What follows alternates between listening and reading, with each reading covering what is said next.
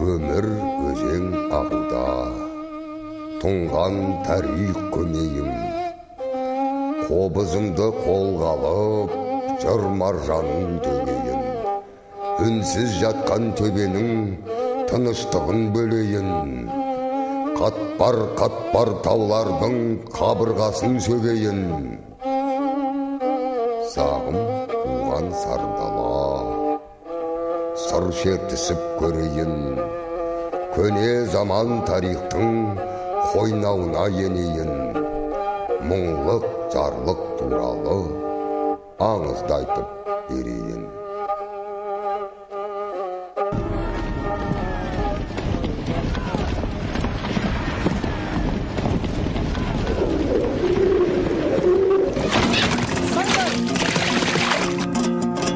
Atыңдар! Әлекей, атыңдар, ат! Atыңдар!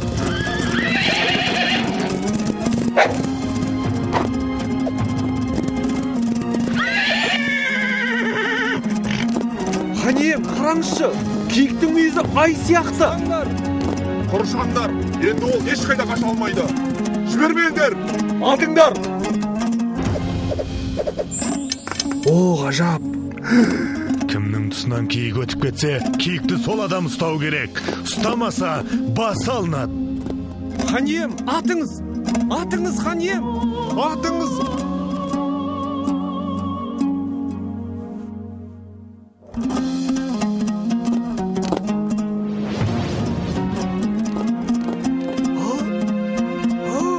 Енді не болар екен? Айтқаным айтқан, өзім қуып жетемін.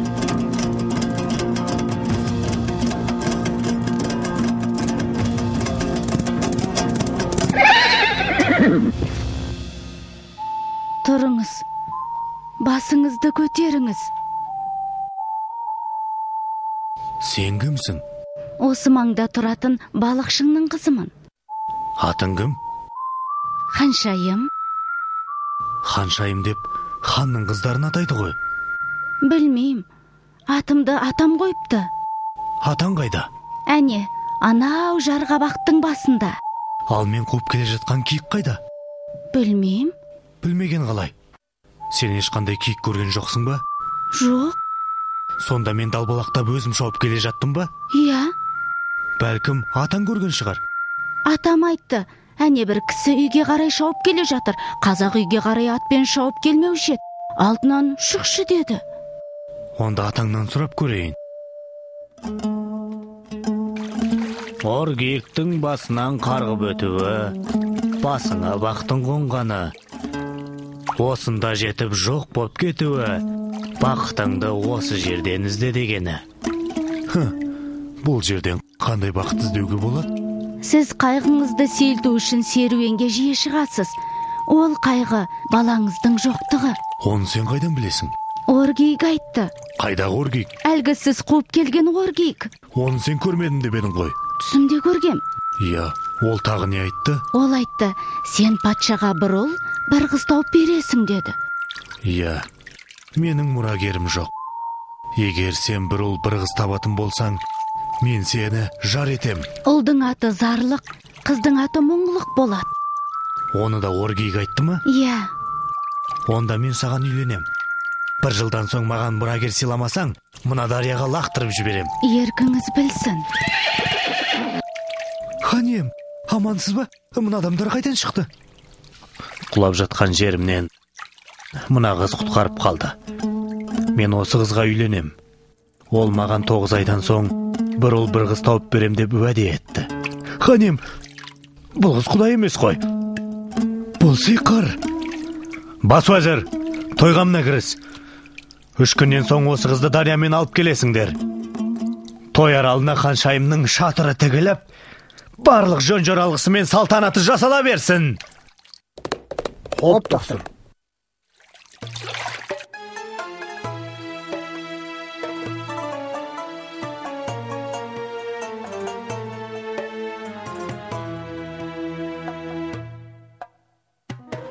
Хан иеміз бәрімізді қорлап, тағы бір әйел алмақшы.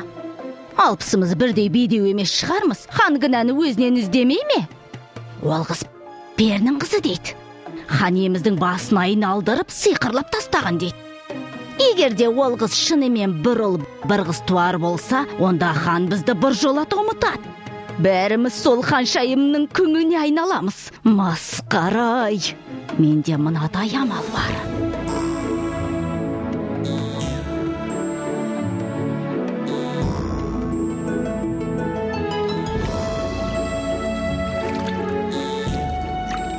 Қандай әдемі шатырлар, қандай әдемі.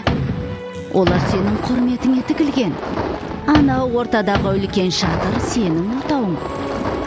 Менің шатырым, ал анау жағада тұрған кімдер? Хан және оның уәзірлері. Қандай қорқынышты, неткен үрейлі салтанат.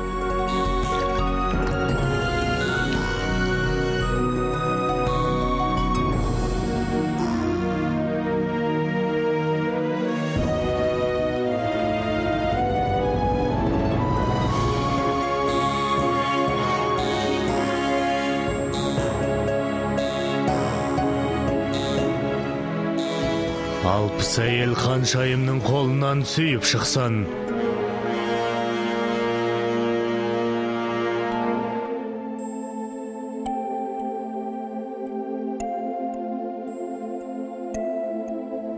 Не болды, хан ием?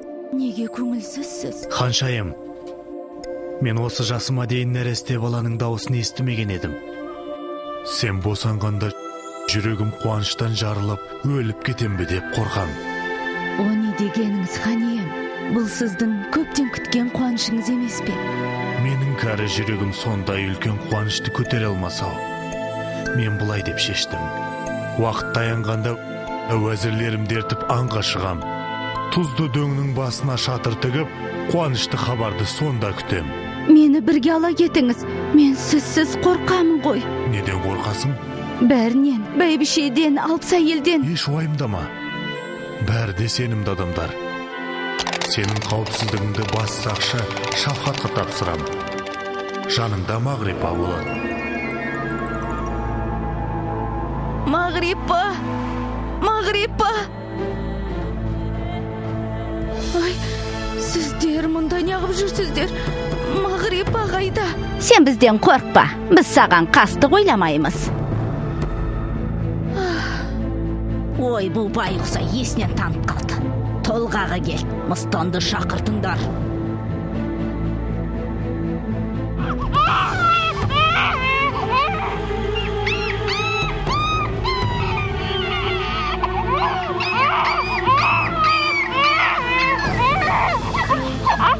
Ал Мыстан шешей, енді мыналарды тез дарияға лақтырып жібер. Қайтып келген соң тағы бір дорба алтын аласың. Ай, адамдар-ай, керек кезінде Мыстан шешей деп қалады. Балаларың қасыңда жатыр. Бейбақ екі күшік тудың, сен масқара. Күшіктерің қыңсылап жатыр ғой, емізбейсің бе? Мен баланың жылаған даусын естігем. Сендер қастандық қылдыңдар. Күшік туды, масқара, күшік туды.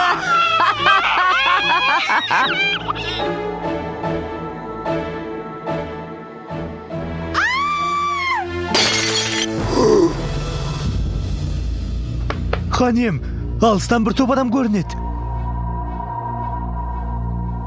Жақсы хабар әкелсе егет.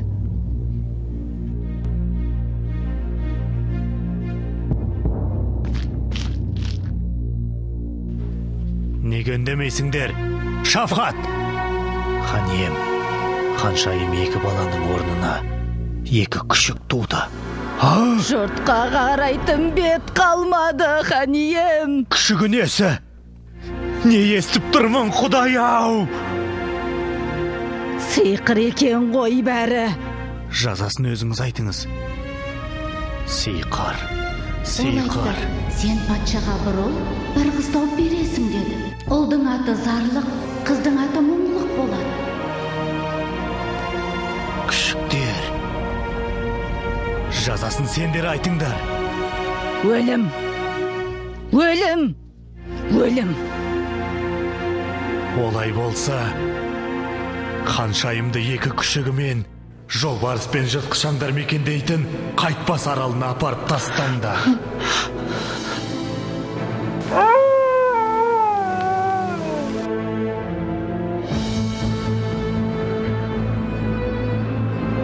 Bir dorba altın, altın, altın.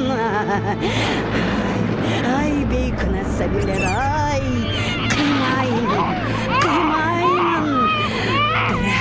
Bırak da o dünya ne istetmeydi. Meni mıstan etken adamlar sendersіңдер ғой, sendersіңдер. Біреуге істеген жақсылығың біреуге жамандық болып тиеді екен. Обалдарың адамдарға.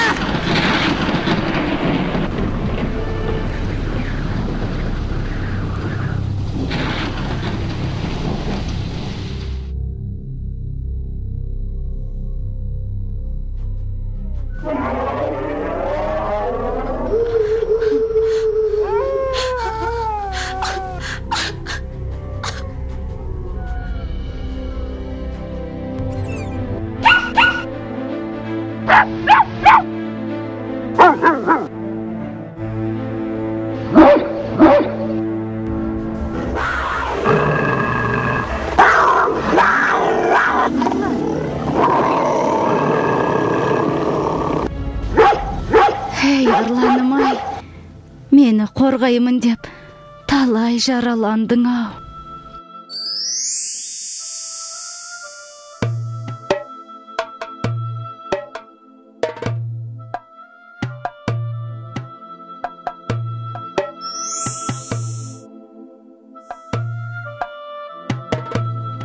Оргиек, тоқташы. Айтшы, сен неге мен алдадың? Оргиек! Оргиек, қайдасың?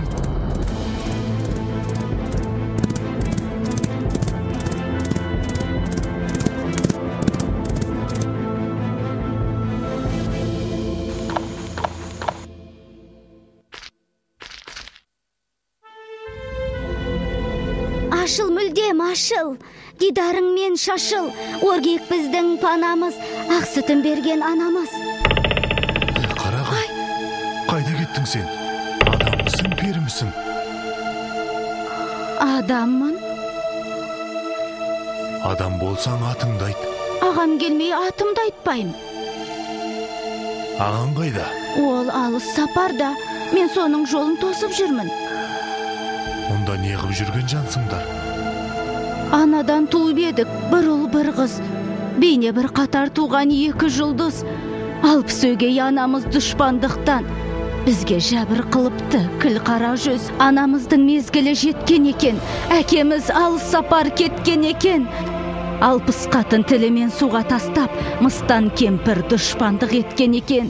Оргиек екеумізге ана болып, осы тауда күніміз өткен екен. Менің атым Шаншархан. Мен сенің әкеңмін. Есігіңді аш. Мен саған сенбейм. Ағам келмей есікті аша алмайым. Ағаңның аты кім? Айтпайым. Онда мен айтайын. Ағаңның аты Зарлық, ал сенің атың мұңлық емес пе? Анаңның аты Ханшайым. Бәрібір сенбейм.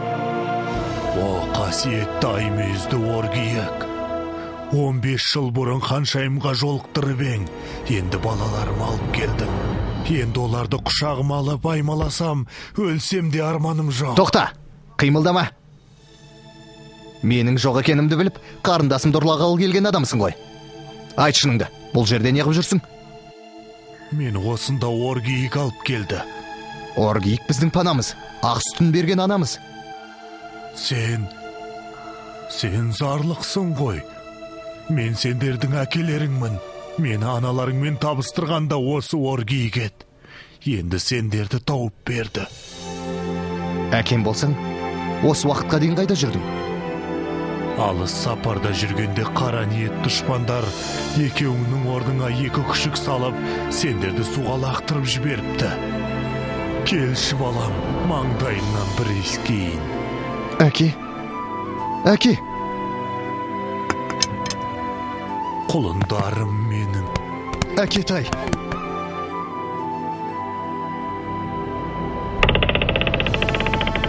Әке,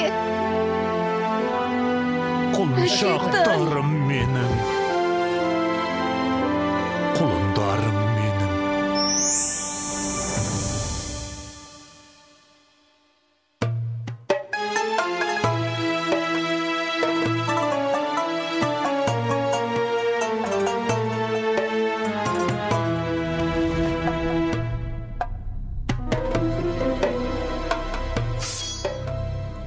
Хан ием, мыналардың жазасын айтыңыз.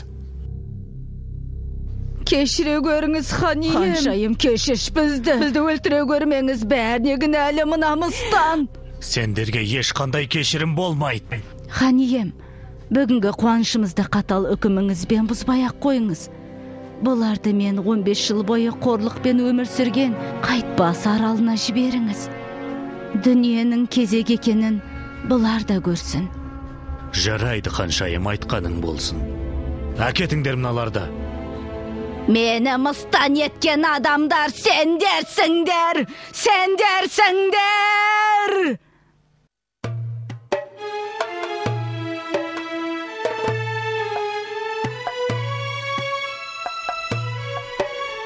Аңыз әлде ертегі осылай сыр шертеді. Шаншархан мен ханшайым мұңлық зарлық кешегі сағасында арыстың өткен екен деседі.